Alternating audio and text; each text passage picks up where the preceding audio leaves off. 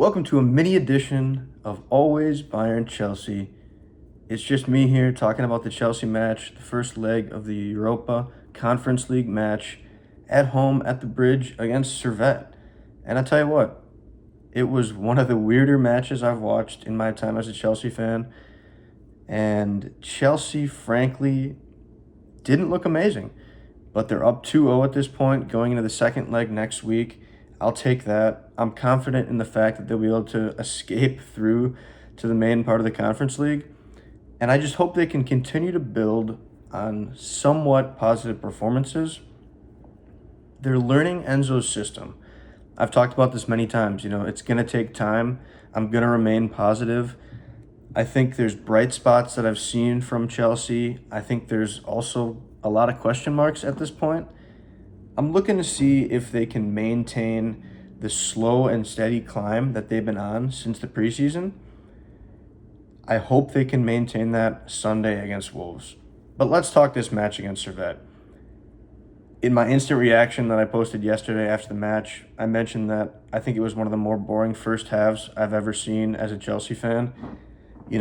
Not much happened, to be honest. Nothing really of note.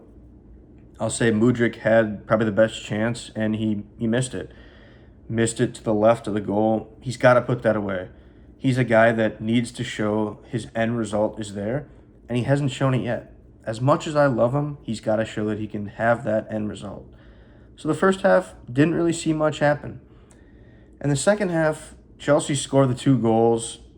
I think that first was a great creation by a few players.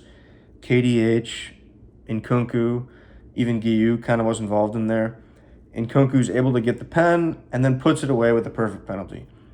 You love to see that. I'm so glad that he's a confident player. Ultimately, he didn't do enough for me on the day. Most of the attackers didn't do enough for me on the day. But still love to see him get on the score sheet for the 2024-2025 season. That second goal, Enzo Fernandez. This is why I was so excited about Enzo coming into this year.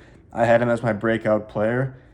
He showed me why. He comes in as a substitute, has a brilliant ball to Noni Madueke, who does just as well as Enzo with the pass and puts it away with his off right foot. That was impressive to see. And I think Chelsea didn't show enough of that throughout. They're trying this slow build. I get that. But at times, I think you can find these passes when teams aren't expecting them. And that's kind of what Enzo showed there with that pass to Noni. So that was awesome to see. So those are the highlights. I think overall, my thoughts, I'm going to start off with the attack. Wasn't good enough. Servette ends up with more shots. Most of their shots weren't good, but Chelsea didn't show me that they could create enough opportunities. I mentioned the Mudryk. He did miss that chance. Had a couple other great bursts. Same with Neto. They both were a little too inconsistent for me. I saw a lot of people online saying, oh, Mudryk, terrible once again, and Neto is apparently getting some praise. I actually thought Mudryk was the better player of the two.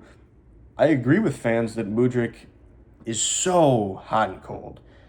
He has these amazing chances and then also blows it with missed by the goal and missed opportunities to lay off a pass to somebody.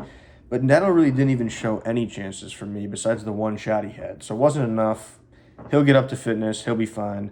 Mudryk, I'm clearly still worried about, just as everybody else is. Guiu showed that he's once again the hardest worker on the team, maybe besides a Lavia or a Caicedo in midfield. But Guiu, you gotta put that shot away, my man. I mean, you do all the work. You do the hard part. You get the keeper to make a mistake, and you can't put away a wide-open goal in front of net? You got to feel for the guy. I love him. I'm afraid he's probably going to go out on loan, especially if we bring in a striker. I love his work rate, though. Let's not get it mistaken. I love his rate. I love what he provides thus far off the bench as a striking option. Nkunku had that pen. Didn't show me enough. Him and KDH both just weren't really involved in the game that much, especially in the first half. Dewsbury Hall, I thought he'd be one of the better players at the start of this year, knowing how Maresca likes to play, familiarity with him at Leicester City last season. I just did not see anything from him. Even a couple times where somebody would get him in a good spot near the box, would fumble it, lose the ball. Have not seen much from him at all to start the year, which is very disappointing. So that's the attack. Moving into the midfield, I think Caicedo had a very off day. I don't know if this is him still getting up to fitness. I'm not sure what it is with him. I didn't think he had a great day. Lavia, they were resting. I think Lavia is going to be the main man for some of these Premier League matches early on, which is great. Caicedo just didn't do enough. Enzo coming out in the second half was definitely more of a bright spot compared to Caicedo. Enzo providing that assist showed me that he's willing to progress more. Caicedo wasn't willing to push the ball forward, which I needed out of the midfield. Servette wasn't dominating the midfield, certainly, but I thought Chelsea should have dominated the midfield, and they didn't, and Caicedo was a big reason for that. The defenders, I thought held their own. Certainly toward the end, Servette could have put one on the board. I think Servette should have had at least one goal. You could argue the trade-off with Guillau's miss, it could have been 3-1. A couple times, Chelsea just weren't marking guys on Servette, whether it was a corner, a free kick, a lot of set pieces. Chelsea looked to let guys go free. So Servette missed 2 essentially free headers that could have gone in potentially. Tosin, very strong center back. I'd love to see him command the field going forward for games for Chelsea. Thought he was fantastic. Benoit Badiashile, not going to say much about him because he's so shaky. He's so shaky. Benoit, what are you doing out there? You didn't make any clear mistake, but you just lack confidence. Renato Vega, I tell you what, this guy, we might be thinking Cucurella had that left center back, inverted role locked up. Watch out for Vega. He's going to get all these minutes in these games, especially against Servette in the Conference League, these types of matches. He showed passion, fire, energy, dedication. He's getting the crowd roaring. Cucurella a lot of times does those things too, but he's a guy that you might need to watch going forward because he was awesome. He really was moving me a lot through the match when there wasn't a lot to cheer about. I actually got up and cheered for him on multiple occasions. So once again, I mentioned Chelsea gives Servette a decent amount of shots. They end up with more shots than Chelsea. None of them were incredible. I thought the defense overall was very solid. Gusto comes on at the end, makes a huge mistake with a pass that almost led to a goal. He hasn't been great to start the year. I'm not going to worry about him. I'm going to remain positive about him, but something to watch a little bit going forward. Philip Jorgensen, I tell you what, he's moving me as well. Him and Vega are moving me right now. Jorgensen, I think I want him to start already over Sanchez. I'm willing to let Sanchez go for a few matches, but Jorgensen looks calm, looks collected, passed the ball great, made some great saves when he needed to, bailed some defenders out. I think he looks solid. I think he's going to be the keeper of the future for the rest of this year, but we'll see what happens with Sanchez. A couple guys I'm just worried about getting up to speed. I think as guys get fit, they'll be fine, but Cole Palmer, guy might still be on vacation. I'm not sure. He's our best player, but hasn't shown me squat so far this season. Not worried.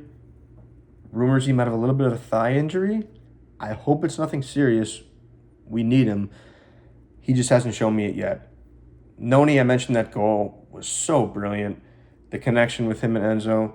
I think Noni might have earned a start on Sunday against Wolves. We'll see what happens there. But awesome from Noni, especially coming from a guy who's rumored to be headed out the door. Let's hope that doesn't happen. Ultimately, my 3-1 prediction, could argue, was correct. Chelsea ended up with a clean sheet, which is great to see. Did they deserve the clean sheet? Probably not. Jorgensen did. The team, probably not. I do have a few awards I'm going to give out. We're trying these new awards. Man of the match, I'm going Jorgensen. Clean sheet, he looked awesome. Might even won the man of the match officially from the game. Best defender, I'm going Tosin. Solid, as I mentioned, and he'll be a center back going forward, in my opinion. My new award I'm adding here is the Fireball of the match. Maybe trying to get a little sponsorship from Fireball Whiskey here. Wink, wink. It's Renato Vega. The guy's awesome. He's electric and brings the energy. My bad day at the office player. This is a new one as well. The poor performing player, I think, was Moises Caicedo. A guy that I expected to maybe be our best player, certainly our best midfielder going into the year, between him and Enzo, didn't do enough for me today. And finally, my moment of the match, clearly it's got to be my boy, Enzo Fernandez, dime to Noni Madueke to get that second goal and really take the pressure off the team for the rest of the match. This has been a quick recap, only about 10 minutes. Ultimately, I'm happy. I'm going to be happy. I'm going to remain happy and stay positive about this team. Up the Chelsea, baby. Let's go.